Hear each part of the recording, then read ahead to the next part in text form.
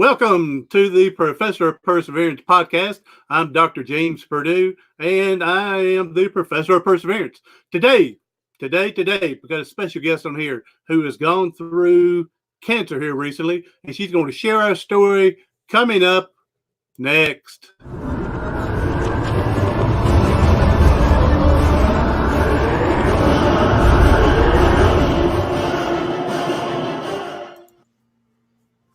And seems like there'll be a little lag there going on, maybe a little lag.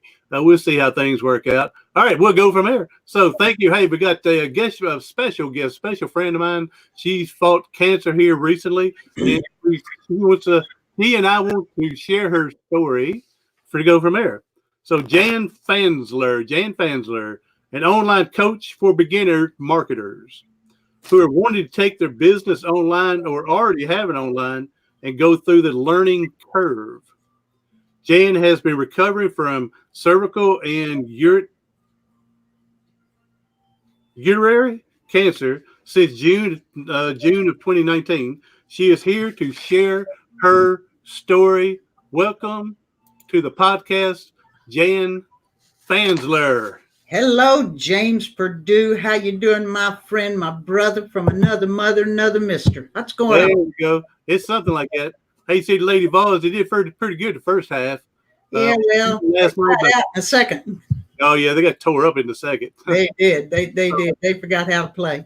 But hopefully that's something to come in the future that they'll be able to do this. Yeah, maybe some better recruiting might help.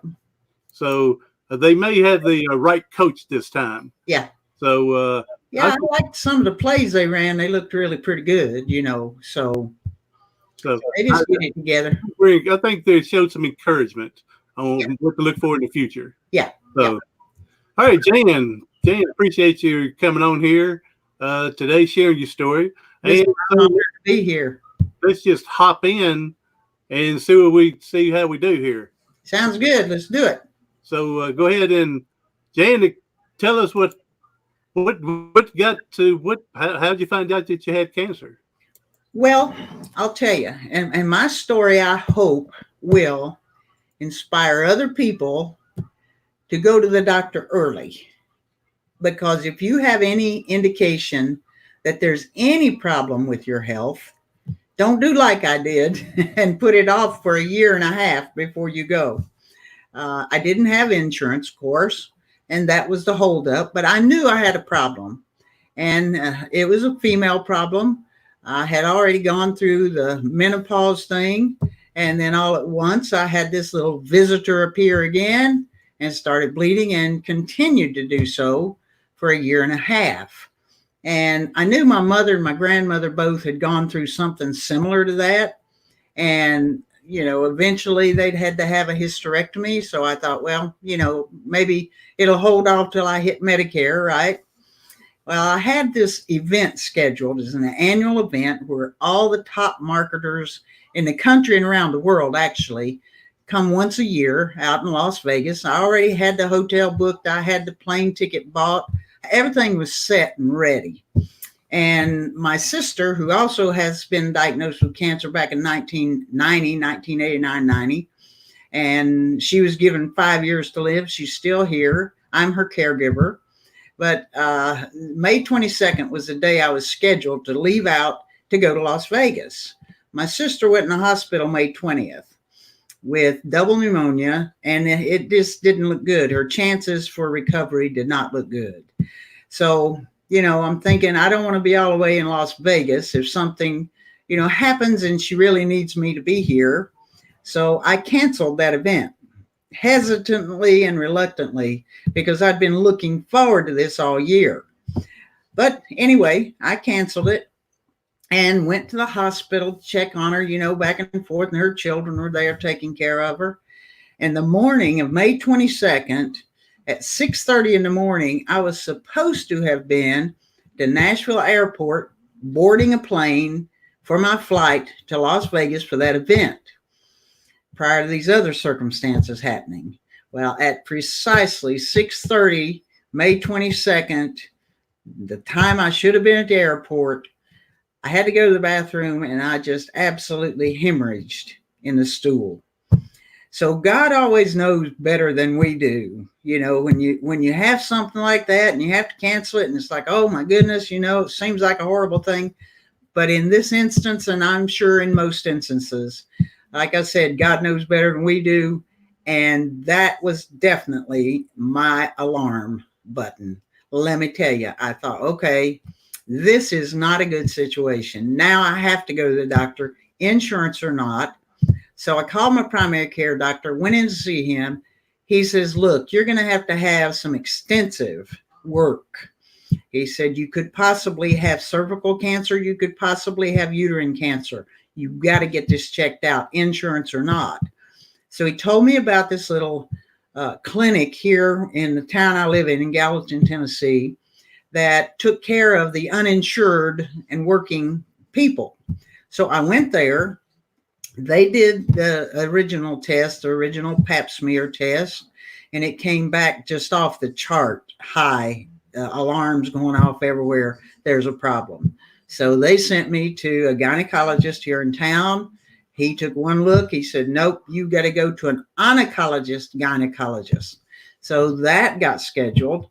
So now we're like 3 weeks out from, you know, the initial alarm that I had. And on June 28th, my appointment was scheduled to go see this gynecologist. And when I went in, she did an exam. She said, don't get up off that table. Stay right where you are. And I'm like, okay, fine, no problem. So I'm here on the table, you know, in all my glory. And she comes back in a few moments later and she says, you have cervical cancer. And you're going to have to go to the hospital right now because I'm going to have to pack you so you don't hemorrhage to death. And I was like, okay, you got my attention, Doc. Let's go for this. She said, who's here with you? I said, nobody. I came by myself. You know, she said, you drove here? I said, yes, I drove here. And luckily, the hospital she was sending me to was just like 3 miles on down the road. And I told her, I said, just let me go. I can drive there, go through admissions and get admitted. She said, you go straight to that hospital. Do not stop anywhere and don't do anything along the way. Just go straight there into admissions and get in there. So I did that, drove myself over there, got admitted, got in the room. I was in the room about an hour. And the anesthesiology team came in and started talking to me what they're going to do and how they're going to put me to sleep and all this. And nurses came in and started the, pre-surgical medication that they do. And then off I went to La La Land, and the doctor packed me so I would stop bleeding. And I thought, okay, great. When I woke up, she said, the surgery went well. We've got the bleeding stopped. You're doing fine. I thought, great. Now she's going to say I can go home. But no, she didn't. She said, now I'm transferring you to Sarah Cannon Cancer Center in Nashville, and you're going by ambulance. Okay, great. So I go down there and spent a week in the hospital. During that week, of course, they were monitoring my blood levels and all of that. And they did radiation for me. And I had 3 radiation treatments while I was in the hospital that week. And at the end of that week, on the weekend, she let me go home, and it was on July 4th. And I came home July 4th. And then I had to go back in. I think it was 14 days later, back in the hospital for her to take the packing out and do all this stuff.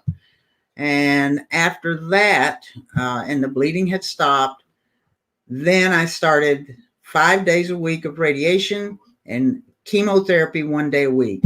That went for, oh goodness, I think it was like 2.5 months, something like that I went through all of that.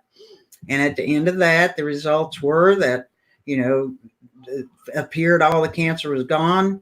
Doc did a scan on me, and there was a tiny, tiny, tiny microscopic area on top of my uterus where the cancer still was there. That meant I had to have a radical hysterectomy. So back we go to the hospital. I get a radical hysterectomy. Everything took out. was in the hospital a day, I think, for that. Came back home with restrictions, so you can't lift more than 5 pounds. And, all my daily activities were really limited, things like that. And here we are, several months later.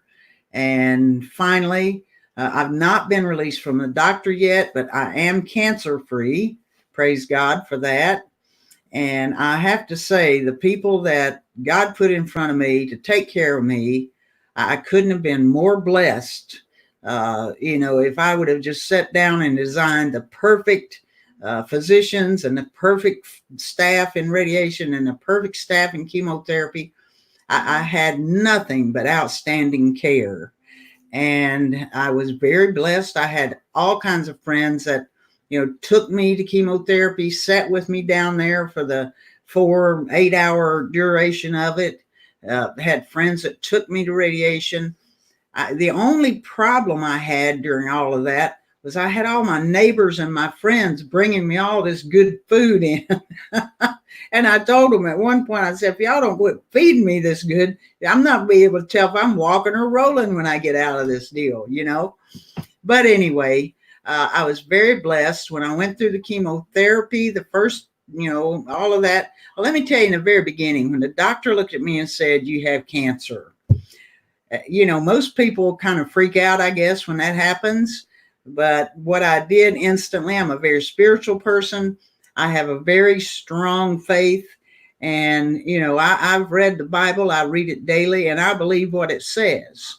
And when it says God can heal you and will heal you if you believe it and your faith is strong enough for it, I believed it. And that's what I said. I said, well, thank you, God, that you've already healed this cancer and you've already put the right people in place to take care of me and the people that you can work through, because it's all in your hands. And from that moment on, James, I had no doubt that I was cancer free. I had no doubt of it, never doubted it.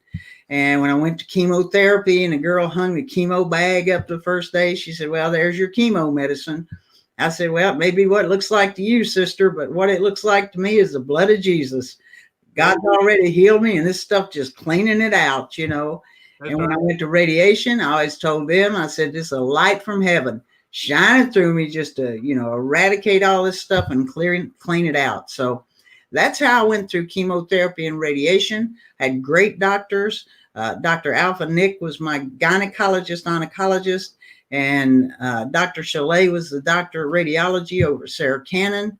Had wonderful people taking care of me. I never one time got sick, not even the tiniest bit of nausea. The only effect it had on me was I got very tired. And the day after chemotherapy, I was just exhausted. I could do nothing. I was wiped out. But the next day, it was better. And then by the third day, couldn't even tell I'd had chemotherapy. So I was very fortunate and very blessed to have the people in my life at that point to help me and to make sure God's work was done. And like I say, here I am months later, cancer free, and just now getting back into full steam on my marketing and trying to reach out and help other people who are beginning their marketing career online. And I can tell you from personal experience on that, I started 3 years ago online. I knew nothing. I was absolutely zero literate on social media, all these things that you have to have. Didn't know what an ad account was, didn't know what Google ads were for, didn't know what, I didn't know what SEO stood for. I didn't know any of this stuff, right? And ad spend account was foreign language to me. Conversion ads was totally above my pay grade, So it's been quite a learning curve. And I know as a beginner and someone who may already be online trying to promote your business and get yourself branded and, have your own following and people that will be with you as you go through your career online. I can tell you this, the main thing that you absolutely have to have is you've got to have a way to capture people's email addresses and build your email list, because that is the only thing you own. Everything else you're renting space on Facebook, YouTube, Pinterest, you name it, Instagram, all these things. We don't own those. So, all of those could close in one day and we'd be sitting there out of luck. But if you build up your email account and you got names on your email list, then you've always got a following and you're always in business and open 24/7. So, 24/7. There's ways to do that. And that's what I like to help people learn how to do without going through all the headache and the times that you just want to pick your computer up and throw it out in the yard. I've been there, I've done that. So, I've like I say, I've been very blessed that I started this 3 years ago and am now in a position that I can help other people. So there you go. Hey, you jumped from your story to excitement there. Yeah. Hey, a buddy of mine, Premier. Hey, buddy, here you are. He's saying that where are you at? There you are. Cancer's evil. Yes, sir. You got that right, Premier.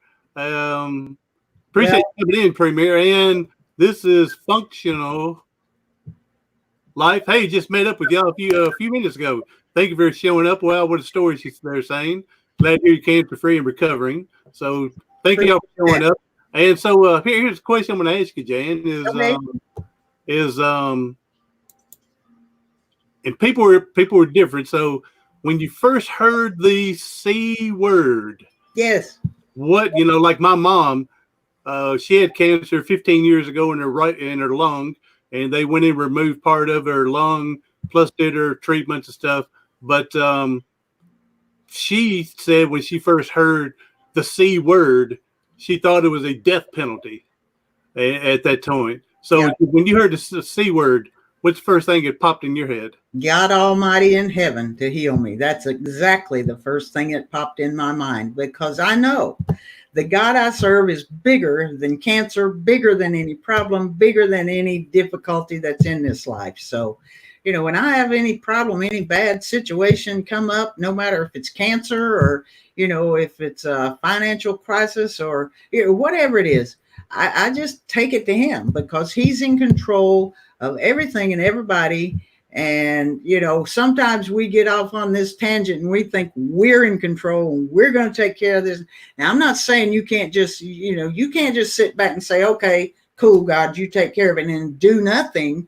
You've got to go through the processes, whatever they may be, whether it's processes for medical care, whether it's processes to get your finances back in shape, whether it's processes to grow your business online, whatever it is. Oh, I'm so sorry. Hang on, this phone call thing. And I'm going to try to find you back over here, brother. I'll get you here in a minute. There we go. Sorry. That's all right. Anyway, what I was saying is, when I first heard cancer, it just really didn't faze me. I mean, it was like, okay, I've got it. Let's get rid of it. God's took care of it. What do we do next? And like you said, everybody is different. And I've had, patients. I'm a retired physical therapy assistant, was in that for 38 years. And I worked with some people who had cancer and had that diagnosis. And when they heard that word cancer, to them, it was a death sentence. To them, it was the end of life coming. To them, it was, just tore them all to pieces emotionally. They just became an emotional basket case. And what I can tell you is, it depends on your faith, depends on your upbringing, I guess, depends on your attitude of life in general. But anytime I face a problem, I tend to face it more on the positive side than the negative side, because negativity is something that will take any problem and magnify it just out of proportion, right? But if you can stay positive and you can see, what the situation is, then you can start processing. Okay, what do we do next? This is a situation. I don't want this situation, so let's get out of it. And you start stepping through that one step at a time. And I usually tell people, go backwards. Go to what you really want. Of course, in my case, it was to be cancer-free, right? So from cancer-free to the diagnosis, what's got to happen in between to make this absolutely work the way God intends it to, right? So when you do everything you can do and you stay positive, you stay focused on the good side of things, you stay focused on that outcome, but in between the great outcome and the situation, there's minute miniature steps in between that. I don't care if it's a medical diagnosis or if it's building your business to 6 figures. You may be new to online marketing, like I say, and you're over here, you're saying, look, I want to be a 6-figure income earner. Great. Go for it. Keep that in front of you. But just remember, there are different steps along the way that you've got to take to get you up to that point. And what I can say too is a lot of times when I treated my patients, I know I'm kind of flipping back and forth from the business side to the story side, but in my life, it's all kind of intermingled. So that's how I roll, baby. Anyway, when I get back to, these patients that had that devastating diagnosis to them in their mind and death sentence and all of this, I usually talked to the family and told them to continue to encourage those people, continue to, be lighthearted. Don't ignore it. Don't tell them that they need to get over it. Don't try to change their behavior, but try to surround them with as much positive input as you can, because that kind of positive atmosphere is contagious. And, eventually it will help that person. May not eliminate the fright totally. It may not eliminate the emotional crisis totally, but it will help that person if they've got positive people around them supporting them through it. I believe that in life and business. I mean, these people have said I'm a self-made millionaire is a bunch of bull crap. That's crap, buddy. Because if you didn't have your people buying whatever you're doing, that's right, you're not getting anything. So if nothing else, you got your people that's supporting you by buying. But there's a support group that's helping you build your program. Oh, absolutely. If you got a good idea or not a good idea. Absolutely. These people that are self-made, they're just want to pat yourself on the back. But no, true reality in life and business, you have to have people to support you. You bet. Anything. If you're going to conquer a problem, you got to have a support team and a support system. And I'll tell you this too. Not just, the leaders in different industries, like in the medical profession, it's great to hear what they say, or in the online marketing business, great to hear what the leaders say, but you've got to have your own circle of people that you trust, and you can believe in them, that if you're doing something totally goofy, they're going to look at you and say, Jan, listen, chick, roll it back in. This is way out of hand, right? You got to have those people that aren't always saying, that a boy, that a girl, keep going, keep going. You've got to have people that will keep you real. Because I'm going to tell you, being real in this world is something a lot of people have kind of stepped away from. You see a lot of people trying to, be like so-and-so and imitate these people. And that's okay to emulate what they're doing. It's okay to take, strong leadership advice and emulate that, but don't try to become somebody you're not. You've got to keep you real, and you've got to be yourself, because people can see through you when you're trying to, blow a bunch of smoke up somebody's rear end. People can see through that. You've just got to be who you are. And that's the way I went through my cancer treatments. When I went in, like I said, I'm a positive, upbeat, very social, very outgoing personality, extroverted, I guess they call it. But when I would go into the waiting room and all these people are sitting here and they've all got these cancer diagnoses, and there's gloom and doom in that room, I did something instantly to brighten the atmosphere, to brighten that environment, because I didn't want to be exposed to sitting there in just a bunch of negative crap, right? That's right. So being myself, I'd start talking to people and see if there was some way, something I could say, something I could do to help uplift them for what was about to happen. I remember one little lady in particular, She was 86 years old. She'd just been diagnosed with cancer of her sinuses. Her husband was 87. They had a wonderful story, which we can talk about that some other day. But anyway, the little lady was very frightened. She was there for her first radiation treatment. And at that point, I'd been through several, right? So I went over and I talked to them and, had some conversation about where they came from and what was going on in their life and what had happened in their life. Anyway, we get to this point where the little lady says, I am just literally scared to death to go in here and do this. Right. And I looked at her and I said, okay, I think at that point I'd had like 9 radiation treatments. And I told her, I said, look, I've had 9 of these things, different location, of course, than what you're about to go through. But here I am, it didn't kill me. It didn't fry me on the table. I don't know what kind of, monster ideas you've got about this radiation you're about to receive. I said, but here's the way I look at it. I look at it as a light from heaven coming through me to heal my body. And she instantly, her facial expression changed. She went from being frightened and scared and, just all of that to just bright and relief. She was like, I think I can do that. If I think of that as a light from heaven healing me, she said, definitely there's no reason to be afraid of that. I said, no, ma'am, there's not. And that little lady was just a true trooper. And they had to drive, James. You know what Nashville traffic is like.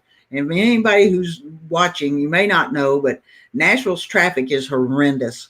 Anyway, these people lived an hour and a half on the south side town, and they had to get up every morning because she had, several situations going on. She had oxygen tanks that had to be, taken and put in the car. All these things, preparation things had to happen in order for her to get to this treatment. And her husband was her caregiver, 87 years old now. Okay, so you have to think of this. They got up every morning at 3:30 so they could get all the prep work done, right, to get her there.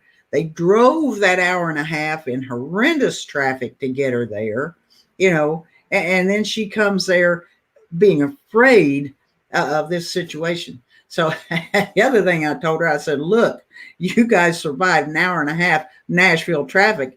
Radiation ain't gonna be nothing compared to that, So it kind of lightened it up and brought it about for her. But that's the thing you can do to help other people, is to just try your best to see if there's some little something, some word. Maybe you can just hold a hand, reach out and do something positive to help somebody else who is struggling.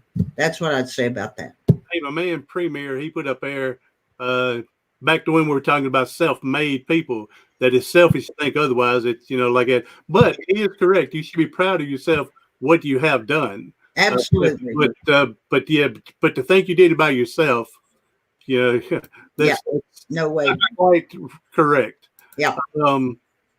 Also go back to it's a Zig Ziglar, I think, is one that said that it's better to be positive from no matter what's coming, and not that positive is going to be the cure for all, but you can handle whatever situation that comes to you better than someone that is negative. Absolutely right.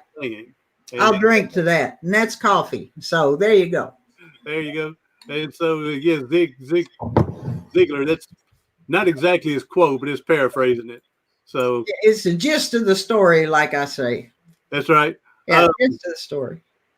Also, look, you see scrolling across the bottom, anyone that's able to, Jan's, she said she didn't have insurance at the beginning. So if you go to GoFundMe and if you search support Jan Fansler's fight to beat cancer, if you feel like that you can help out by giving, be very much appreciative, trying to raise money to help pay some of those bills. Very much appreciated. Glad that you're here, and that hopefully we're able to help you with that fight on the.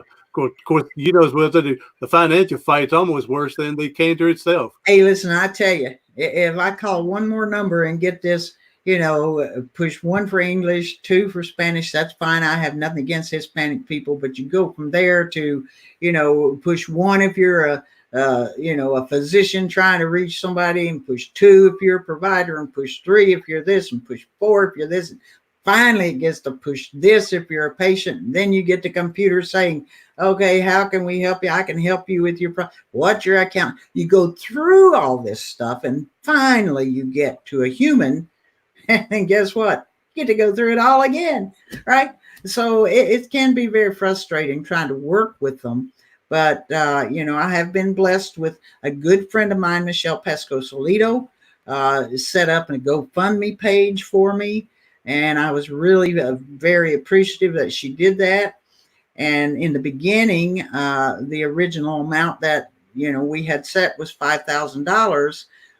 Because I was under the impression that the insurance was going to kick in and cover this prior month, before the effective date of that insurance happened. And it didn't. And I appealed for, retroactive effective date, and that got denied.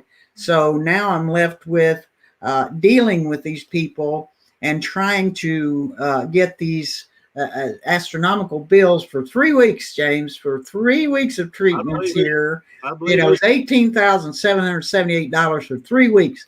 I'm like, praise God I'm alive, but $18,778 just ain't hanging out in my back pocket. You know what I'm saying?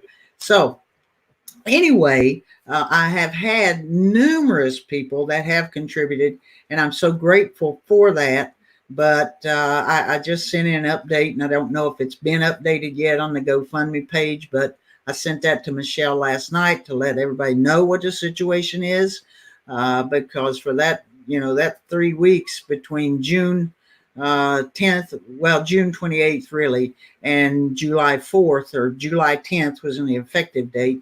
All of that's just sitting right here for me to take care of. And that's the other thing. When people are going through medical situations and all these bills start coming in, and it's easy to lose your focus and start focusing on that financial problem, right?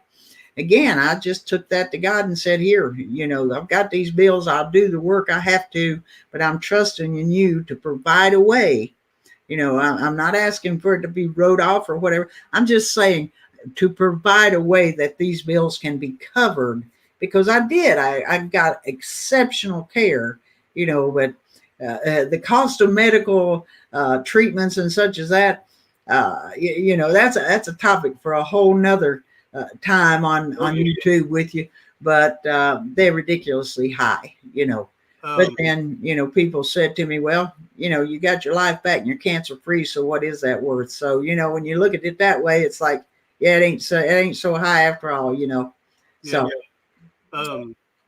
One thing, you mentioned it when you talk about handing it over to God, and of course it's hard for us to do that.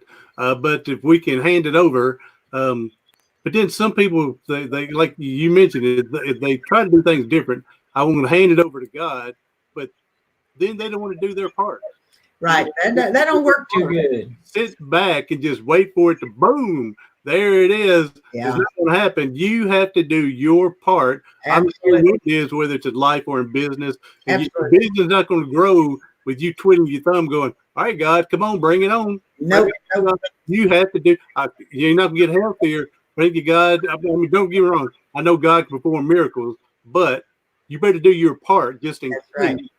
That's like the guy who kept praying for God to let him win the lottery. And he kept praying, God, let me win the lottery. God, let me win the lottery. Please, God, let me win the lottery this time. Week after week after week, he kept, getting down on his knees, begging God, let him win the lottery. Finally, one night, this big booming voice came to him and said, go buy a ticket. That's right. Right? The man hadn't even bought a ticket and he's wanting to win the lottery. That's the way a lot of people handle problems and situations in life. They'll maybe go to God, or they go to whoever it is they believe in, or whatever, it is they're trusting. And they think they can just hand that over somewhere or to somebody else and they don't have to do anything. Well, I don't find that to be very successful. So, well, that goes to another story that a guy was on top of his roof because the place was flooding from rain, and he's praying to God, please send help to me. God, I'm begging you, come on down, help me. And then someone comes swimming by and say, hey, you need me to help you get? No, I'm waiting on God to get me out of here. Then a boat comes by, it says, hey, you want to hop in? No, God's going to do everything over here. A helicopter comes by. No, God. Same thing, dude, him dying. And then he says, God, why didn't you? I sent 3 people over there to help you. They don't want to do their part. Right. Don't want to do their part. It don't work too well.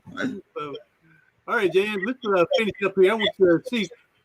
And of course, I went through a cancer scare myself a few years ago, right. And you and I talked about that, and we did some talking. I actually wrote my book about it, and mine it's in a journal form basically, and you've read it and everything like that. Sure did. So, very good. So gave it to you as a copy when you was going through yours, and so let's finish up here. What advice could you give someone? You've already implemented, in your story, some big tips already, but just to reassure everybody, what big advice could you give someone, whether it's cancer or anything, that they could do to help them get through the situation? Well, like I said, the main thing is you go to where your support is. For me, it's my faith. It's my belief in God. That's where I took it first. And then you've got to do the work. You've got to do all the steps in between. Like I said, whatever problem situation you're facing, and here's the shiny, glorious outcome that you want, all those little steps in between, you see, those are up to you. You've got to put the effort, put the work, do your research, do whatever it takes to get from here to there. And the one thing I would tell you is just never quit. Don't give up. Don't look at, this problem as, don't let that old negative stuff come in and tell you it's never going to get better. You're going to be doom and gloom, and don't give up, because just find people around you, or you may have to go meet some new people. Maybe you're not hanging out with positive, upbeat people. Go find somewhere, right? And get yourself in an environment where people are uplifting, supportive, and honest with you about your situation, and honest enough to help you take those steps and take them the right way. Okay. So that's what I would recommend for anybody facing any kind of challenge, medical, life, financial, whatever it may be, business. It's all the same thing. Your life and the way you live your life is really influenced by the 5 closest friends you've got. So when you look at your 5 closest friends and the 5 people that you hang out with the most, those are the people who are having the most impact and influence on your life.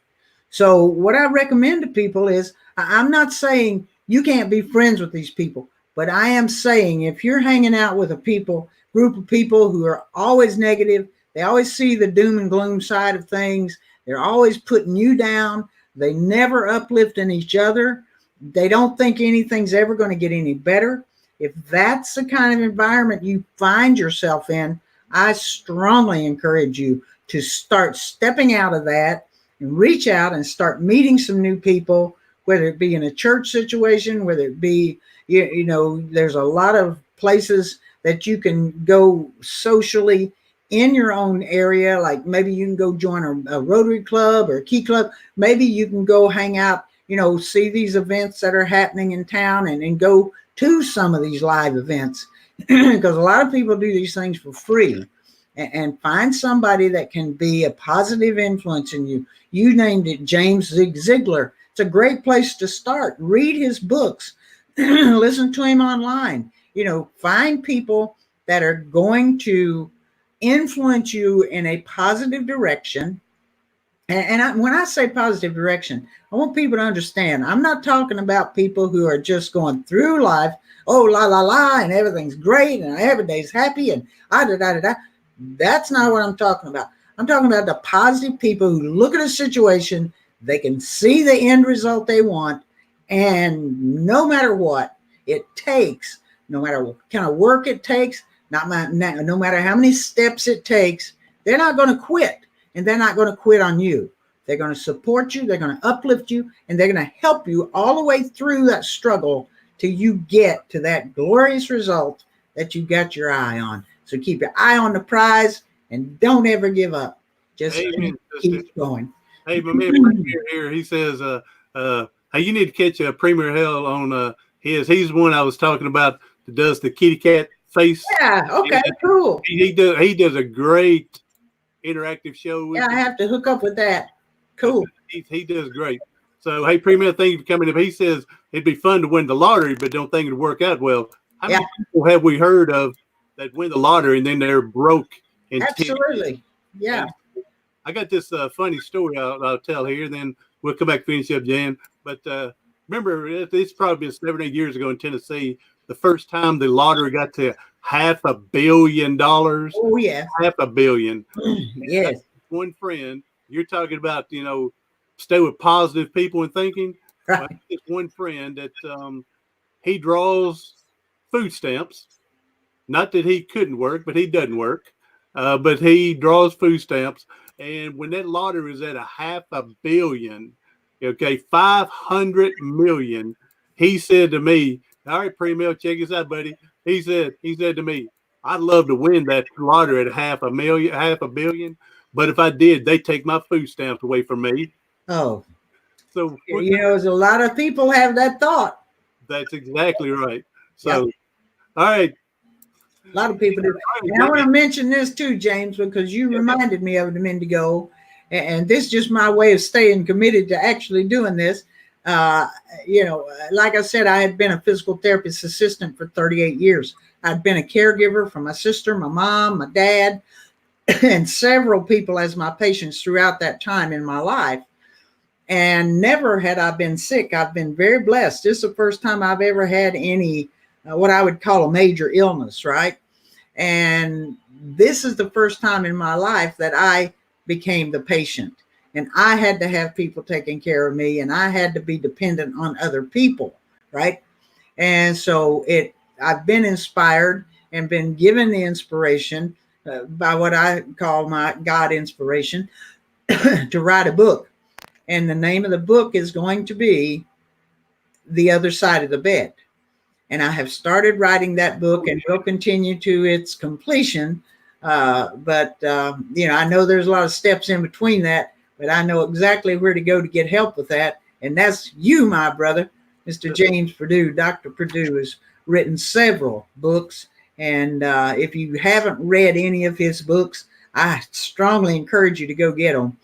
You got them on Amazon, right, James? Amazon, yes. Yeah. So, yes.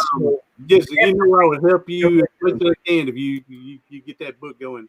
And the other day, I was interviewing Joanne because her son committed suicide, and we were doing her show, and she put in her bio for me to read, and I told her in her bio, said, this is the name of your book if you decide to write one, Joanne. That's right. I remember you saying that to her. Her bio, the last line, she said, learning to live with a piece of her heart in heaven. Yeah. That's a title of a book. Oh, absolutely it is. I think it'd be great. I hope she follows through with that. To write about her son. Yeah. To commit suicide and everything. Yeah, that's a great title. And my man, Premier here, he said, and I'm just like this, I would give a lot of it away as well. I was trying to help as many people as possible. Yeah. But I don't want to help the person that's afraid to give up their food stamp. There you go. Because if I'm going to help you, you better get off your butt and go help somebody else. If you're just going to sit and take and not help and spread, then I'm sorry, I'm not helping you as well. Yeah, pay it forward, buddy. That's it.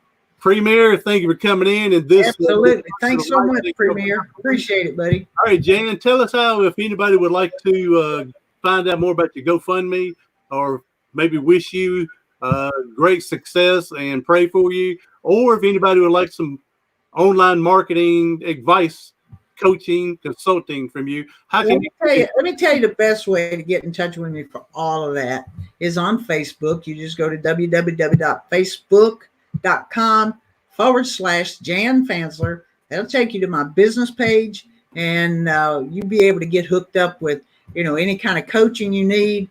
If you just, need a little encouragement along the way, I'm there for that. And I'm getting ready to start back with my weekly videos that I had been doing prior to this. I call it My Time. My time with you, my time for you. It's motivation, inspiration, encouragement, education. So, I'll be doing that again at the 1st of February. So, but you can get me over there on www.facebook.com/Jan Fansler. So, yeah, there you go.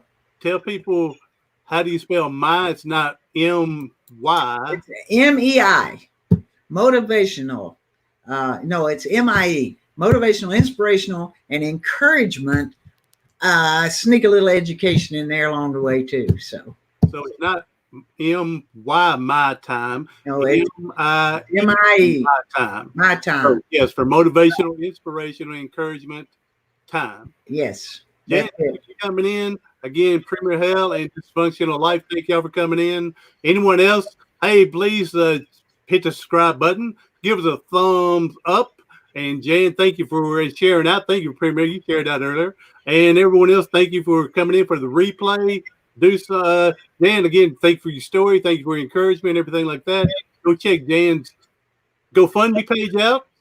Just search for search support Jan Fansler's Fight to Beat Cancer. Yes. Hey, everybody, thank you again. Do something today, tomorrow, something next week that's going to help you persevere past your paralysis. Bye-bye.